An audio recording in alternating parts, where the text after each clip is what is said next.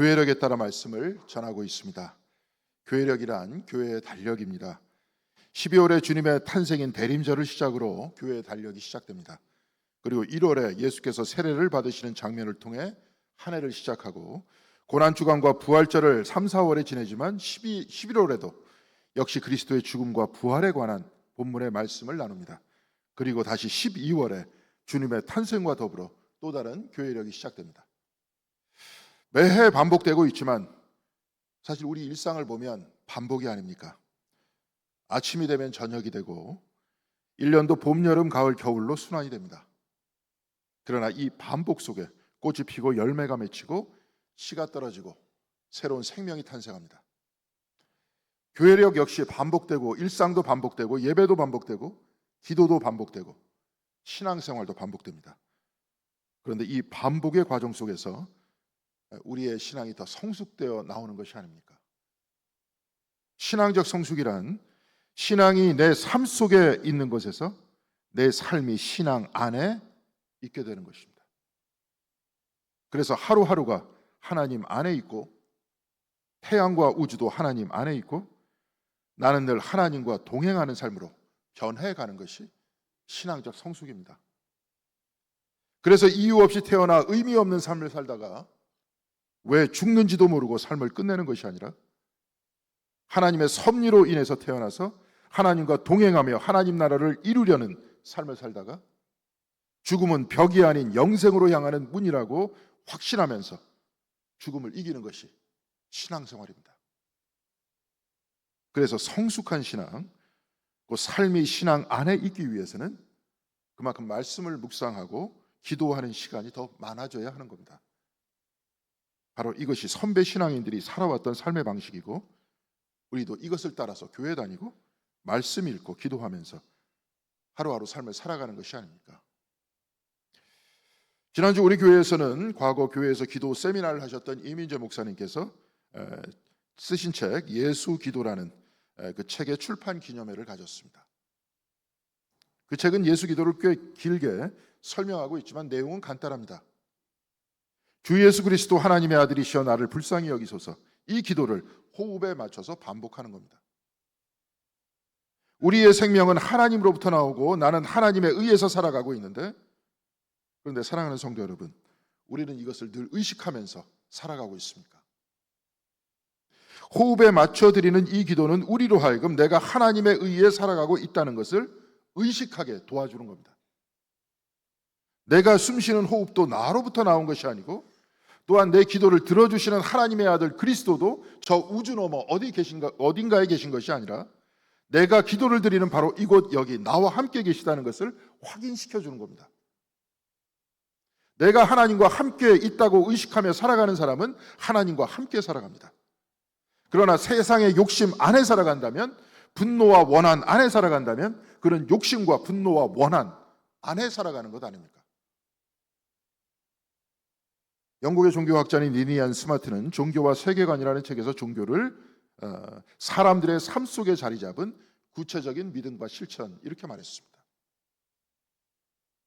우리에게 종교라고 하면 왠지 객관적이고 나하고 관계가 거리가 있고 관계가 없다, 이렇게 생각이 된다면 종교를 신앙으로 바꾸어서 표현할 수 있을 것입니다.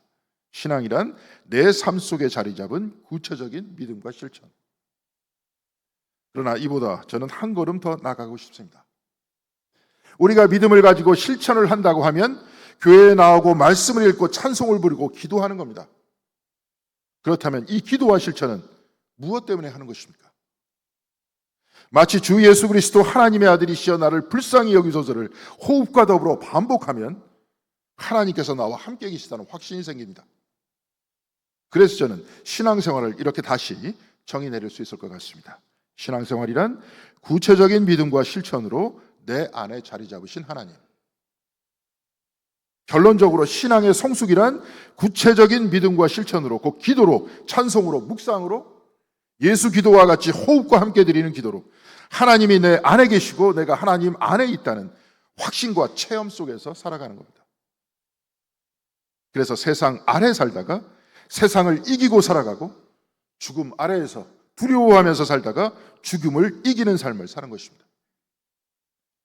독일의 신학자인 디트리히 보네퍼 목사는 비인간적인 나치에 의한 학살이 자행되고 있던 그 시절, 그 역시 태첼의 감옥에 갇혀 있었습니다. 그는 거기서 친구에게 편지를 썼는데 이 편지에서 이렇게 말했습니다. 하나님 앞에서, 그리고 하나님과 함께 하나님 없이 살아야 한다. 하나님이 없는 히틀러 시대에도 하나님 앞에서 하나님과 함께 살아야 한다는 것입니다. 나치가 폭주하여 하나님이 없는 것과 같은 그 지옥의 삶 한복판에서도 보네퍼는 하나님 앞에서 하나님과 함께 살아야 한다고 했고, 그도 그렇게 살았습니다. 그가 나치에 의해서 처형되는 순간 이렇게 말했습니다. 오늘 나에게는 새로운 시작이다. 그는 닫힌 무덤이 아닌 열린 무덤을 본 것입니다. 영멸이 아닌 영생을 본 겁니다. 그래서 믿음과 실천을 통해 내 안에 자리 잡은 하나님을 만나는 그 신앙생활을 통해 지옥과 같은 삶이 천국의 삶으로 바뀐 겁니다. 그렇다면 하나님께서 내 삶의 지옥도 천국으로 바꾸어 놓으실 수 있는 것 아닙니까? 오늘 설교의 제목은 천국과 지옥입니다. 과거 제가 중학교 시절 우리 교회 전도사님은 대단히 열정적인 분이셨는데 가끔 그분은 이렇게 설교하시곤 했습니다. 잠깐만이라도 촛불에 손을 대봐라. 뜨겁지 않느냐? 그러나 영원히 꺼지지 않는 유황불에서 죽지도 않고 고통을 당한다고 생각해봐라. 그런데 예수께서 우리를 그 고통에서 구원해 주셨다. 감사하지 않은가? 그러면서 가장 자주 인용하던 말씀은 오늘 우리가 읽은 마가복음 9장 48절에서 49절의 말씀이었습니다. 지옥에서는 그들을 파먹는 구더기들도 죽지 않고 불도 꺼지지 않는다. 모든 사람이 다 소금에 절이듯 불에 절여질 것이다. 그리고 요한계시록을 많이 인용하면서 최후의 심판에 대해서 설교를 자주 하곤 했는데 이때 교회의 많은 학생들은 이 신앙의 영향을 많이 받았습니다. 그리고 그때 학생의 숫자는 많이 늘어났고 학생들도 열심히 기도했습니다. 믿으면 천국 가고 믿지 않으면 지옥 간다. 한편으로는 희망이었지만 한편으로는 공포였습니다. 그런데 그 전도사님께서 자주 인용하셨던 오늘 본문의 말씀을 잘 살펴보면 이 안에는 죽음이 빠져 있다는 것을 알 수 있습니다. 그러니까 죽어서 지옥 가면 구더기들도 죽지 않고 불도 꺼지지 않는 지옥에 간다. 모든 사람이 다 소금에 절이듯 불에 절여진다. 주님께서는 이렇게 말씀하시지 않았습니다. 그냥 지옥은 그렇다고 하셨습니다. 물론 성경 안에는 죽음 이후 지옥에 관한 묘사가 있기도 하지만 오늘 본문의 말씀을 보면 지옥에 대한 묘사는 있지만 그 앞에 죽음에 관해서는 말씀하지 않으셨습니다. 그리고 지옥에 관해서 말씀하실 때 주님께서는 구체적인 삶의 교훈을 그 앞에 먼저 이야기하십니다. 그러니까 오늘 본문에서 주님께서는 죽음 이후에 천국과 지옥에 관해서 말씀하고 계신 것이 아니라 지금 내 삶에 있는 천국과 지옥을 말씀하고 계신 겁니다. 그렇다면 내 삶에 있는 천국은 무엇이고 지옥은 무엇이겠습니까? 오늘 우리가 읽은 본문 마가복음 9장 38절에 요한은 주님께 이렇게 말했습니다. 선생님, 어떤 사람이 선생님의 이름으로 귀신을 쫓아내는 것을 우리가 보았습니다. 그런데 그 사람은 우리를 따르는 사람이 아니므로 우리는 그가 그런 일을 하지 못하게 막았습니다. 요한은 선생님, 곧 예수님의 이름으로 귀신을 쫓아내는 사람을 우리가 보았다고 했습니다. 우리가 곧 제자들이 보았다는 것입니다. 제자들은 예수의 이름으로 귀신을 쫓아내는 사람을 보았지만 예수께서는 보지 못하셨습니다. 그래서 요한은 우리 곧 제자들이라고 한 것인데요. 그 다음 문장을 보겠습니다. 그런데 그 사람은 우리를 따르는 사람이 아니므로 우리는 그가 그런 일을 하지 못하게 막았습니다. 우리를 따르는 사람이 아니므로 못하게 막았다고 했습니다. 우리가 그 사람을 보았다. 곧 제자들이 그 사람을 보았는데 그 사람이 우리를 따르는 사람이 아니었다. 그 사람은 제자들을 따르는 사람이 아니었다. 이 말입니다. 제자들은 예수를 믿고 따르지만 제자들과 같이 다니지 않은 사람이 귀신을 쫓으니 그런 일을 하지 못하게 막았다고 말하고 있는 것입니다. 지금 제자들은 귀신을 쫓는 일은 자기들만 할 수 있는 일이라고 생각하고 있습니다. 예수의 사랑을 전한다 하면 자기들만이 예수의 사랑을 전할 수 있고 예수의 가르침을 따르라는 설교도 자기들만이 할 수 있다고 말하고 있는 겁니다. 이들은 자기들만이 예수를 소유하고 싶어하고 자기들만 예수를 독점하고 싶어하는 것입니다. 귀신을 쫓아내던 사람들은 예수님을 믿는 사람이었습니다. 그래서 이들은 예수의 이름으로 귀신을 내쫓았다고 하고 있습니다. 그런데 제자들은 그렇게 하지 못하게 했습니다.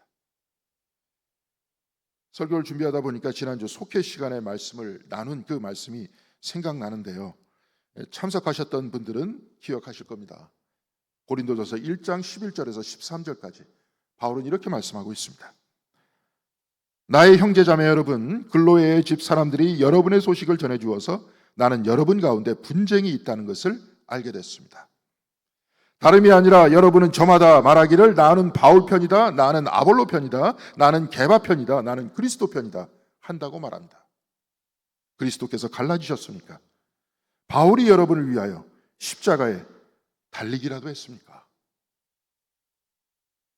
고린도 교회에서 사람들은 분란이 있었다는 것인데 어떤 이들은 바울 편, 어떤 이들은 아볼로 편, 어떤 이들은 게바 편, 곧 베드로 편이라고 하면서 갈라졌다는 겁니다. 재미있는 것은 나는 그리스도 편이라고 하는 사람들도 있었습니다. 무슨 말인가 하면 오직 우리들만이 예수를 제대로 한다. 그래서 예수께서는 우리에게만 있다. 이렇게 말하던 사람들이었습니다. 아볼로파나 바울파나 베드로파는 예수님이 없다. 오직 주님은 우리에게만 복 주시고 우리에게만 함께 하신다. 이런 파가 그리스도파였습니다. 이것은 마치 오늘날 우리 교단만 정통이고 다른 교단은 다 이단이다. 이렇게 생각하는 사람들과 똑같습니다. 캐톨릭이 이단이다, 감리교 이단이다, 우리만 예수를 따르는 정통이다. 이런 소리 들어보지 않았습니까? 특별히 교파에 관해서 말할 때 조심해야 하는 것은 교파는 우리가 결정한 것도 아니고 우리나라 역사 안에서 나온 것도 아니라는 겁니다.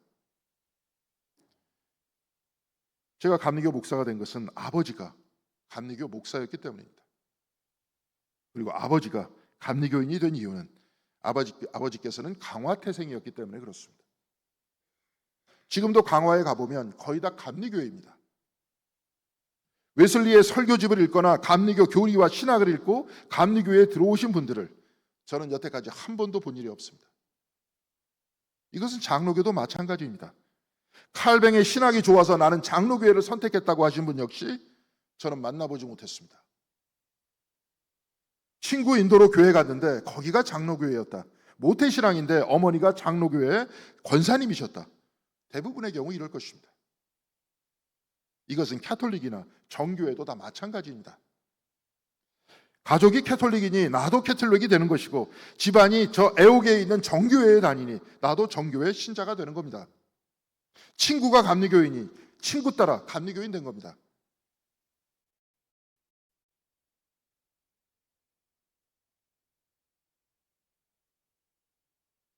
특별히 개신교와 캐톨릭의 종교 전쟁도 유럽에서 일어난 일이고 침례교회가 나온 제세례파의 문제도 다 유럽에서 나온 겁니다. 모두 다 서양의 기독교 역사에서 나온 것이고 이미 교파로 나누어진 기독교가 우리나라에 들어온 겁니다.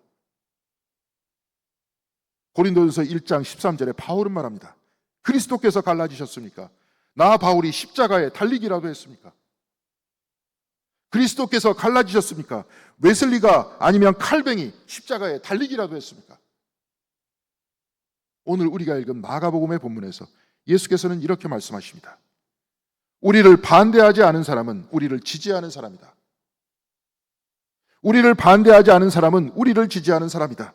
교파에 상관없이 예수께 반대하지 않는 사람은 서로 지지하는 사람이다. 이 말씀이 아닙니까? 마가복음 9장 38절에 제자들은 말했습니다. 선생님, 어떤 사람이 선생님의 이름으로 귀신을 쫓아내는 것을 우리가 보았습니다. 그런데 그 사람은 우리를 따르는 사람이 아니었으므로 우리는 그가 그런 일을 하지 못하게 막았습니다. 제자들이 말하는 우리는 예수를 뺀 우리입니다. 제자들만 있는 우리입니다. 그러나 마가복음 9장 40절에 우리를 반대하지 않는 사람은 우리를 지지하지 않는 사람이다. 여기서 말하는 우리는 제자들과 예수님을 다 포함한 말씀입니다. 제자들은 예수와 자기 자신을 나누었습니다. 또한 이들은 예수를 믿되 제자들과 같이 다니지 않는 사람들도 또 나누었습니다. 그러나 예수께서는 제자들과 당신을 똑같이 우리라고 하셨고 제자들이 아닌 다른 사람들에게도 우리를 지지하는 사람이다 이렇게 말씀하셨습니다. 제자들은 나누었고 예수는 합치고 계십니다. 제자들은 갈라치게 하는데 예수께서는 포용하고 계십니다. 오늘 설교의 제목을 천국과 지옥이라고 했습니다. 그렇다면 천국은 합치는 곳입니까? 아니면 나누는 곳입니까? 지옥은 나누는 곳입니까? 아니면 합치는 곳입니까?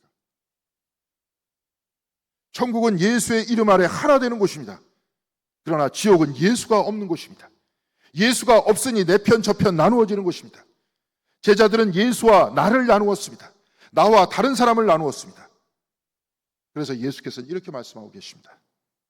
내가 진정으로 너희에게 말한다. 너희가 그리스도의 사람이라고 해서 너희에게 물 한 잔이라도 주는 사람은 절대로 자기가 받을 상을 잃지 않을 것이다. 또 나를 믿는 이 작은 사람 가운데에서 하나라도 죄짓게 하는 사람은 차라리 그 목에 큰 맷돌을 달고 바다에 빠지는 편이 낫다. 그리스도의 이름으로 물 한 그릇이라도 대접하는 사람은 천국의 사람이라는 겁니다. 그러나 지극히 작은 자 하나라도 죄짓게 하는 사람은 차라리 그 목에 큰 맷돌을 달고 바다에 빠지는 편이 낫다. 바로 그곳이 지옥이라고 했습니다. 천국은 그리스도의 이름 아래 아무도 소외시키지 않고 지극히 작은 자라도 대접하는 곳입니다. 그러나 지극히 작은 자라 해서 힘이 없다 해서 약하다 해서 무시하는 곳, 바로 그곳이 지옥이라는 것 아닙니까? 만일 작은 자를 소외시키면 이것은 마치 연자맷돌을 가지고 바다에 빠지는 편이 낫다 이렇게 말씀하셨는데요. 이런 표현을 특히 신학을 연구하는 신약학자들은 아라믹 하이퍼볼, 아람식 과장법이라고 말합니다. 강조하기 위한 과장법적 표현을 주님께서는 자주 사용하셨는데요. 특히 오늘 보면 43절과 45절에도 이런 표현이 나옵니다. 내 손이 너를 죄짓게 하거든 그것을 찍어버려라.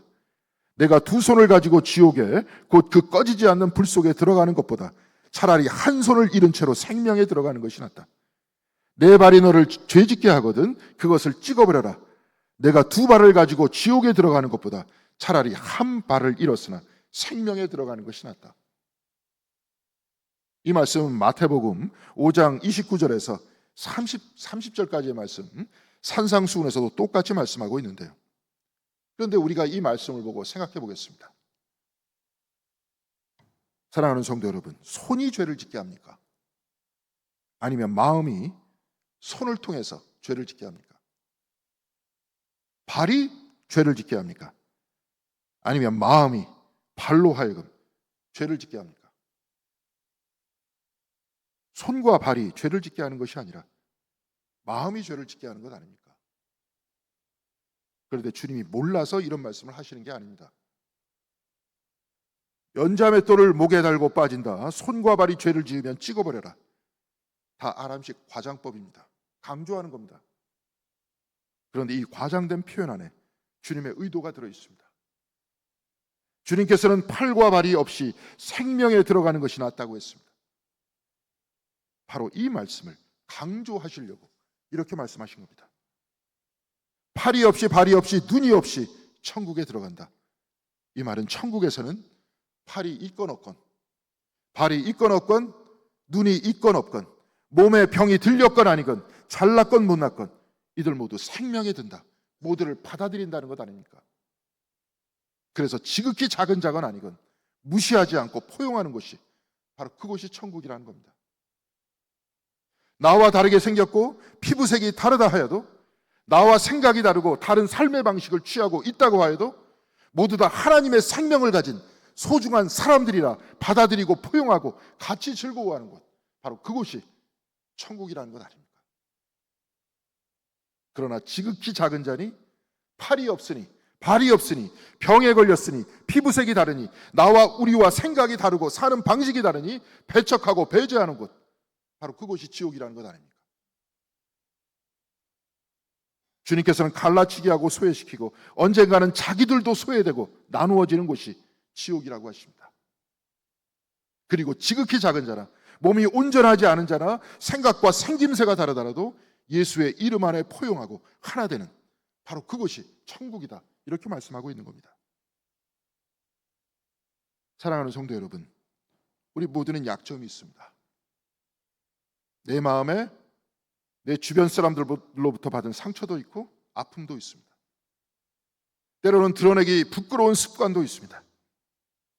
그러나 그럼에도 불구하고 하나님께서는 우리를 부르시어 주님의 몸의 일부로 삼아 주셨습니다. 바로 그곳에 은혜가 있고 그곳에 천국이 있다는 말씀입니다. 그런데 지옥은 소금에 절이듯이 불에 절여진다고 했습니다. 소금에 절여진 배추가 사라지는 것이 아닙니다. 그대로 있으나 소금에 절여져 있습니다. 겉으로 보기에는 천국에 있는 사람인가 지옥에 있는 사람인가, 주님 안에 있는 사람인가 아니면 인간의 욕망의 안에 있는 사람인가, 겉을 봐서는 구분할 수 없습니다.